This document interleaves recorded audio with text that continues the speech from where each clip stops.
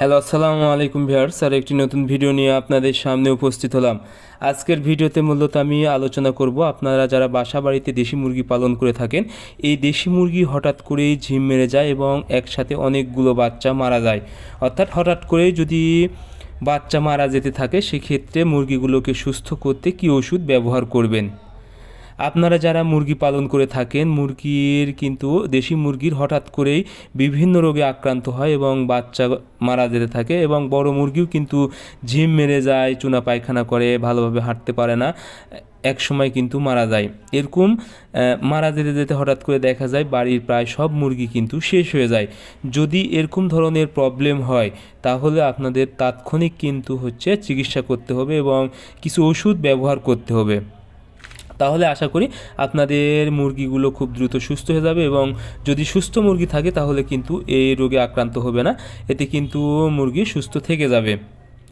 এখন ঔষধ হিসেবে আপনারা ব্যবহার করতে হবে যদি মুরগিগুলো মারা যায়, অর্থাৎ ঝিম মারে এবং মুরগি অনেকগুলো মারা যাচ্ছে, সেক্ষেত্রে আপনারা ঔষধ হিসেবে ব্যবহার করবেন জেন্টাব্যাক।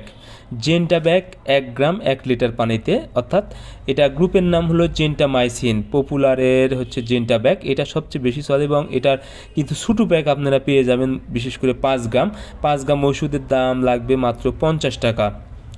1 গ্রাম 2 লিটার পানিতে, এবং এর সাথে আপনারা ব্যবহার করবেন নিওভেট 70। এটা যদি আপনারা ছোটো না পান, সেক্ষেত্রে নিয়োগ জেল 10 গ্রাম প্যাকেট পেয়ে যাবেন। এটা আপনারা 40 টাকা দাম লাগবে, এবং আপনারা অবশ্যই পিএইচ ব্যবহার করবেন একবেলা 1 মিলি 1 লিটার পানিতে।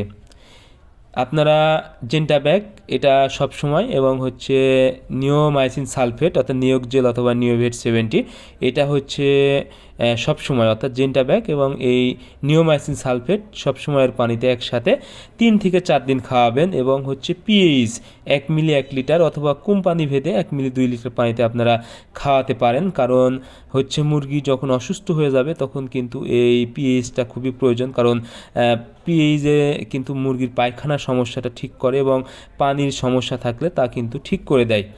এজন্য আপনারা অবশ্যই মুরগি সুস্থ করতে এই ওষুধগুলো যদি আপনারা 3 থেকে 4 দিন ব্যবহার করতে পারেন, আশা করি আপনাদের মুরগি খুব দ্রুত কিন্তু সুস্থ হয়ে যাবে, এবং সুস্থ মুরগি যদি থাকে কিন্তু আর অসুস্থ হবে না। এজন্য যখনই দেখবেন মুরগি মারা যাচ্ছে, অর্থাৎ ঝিম মেরে থাকতেছে এবং প্রচণ্ড হারে মারা যাচ্ছে, তখনই আপনারা এই জেন্টাব্যাক এবং নিওমাইসিন সালফেট একসাথে ব্যবহার করবেন। আশা করি আপনাদের মুরগি খুব দ্রুত সুস্থ হয়ে যাবে।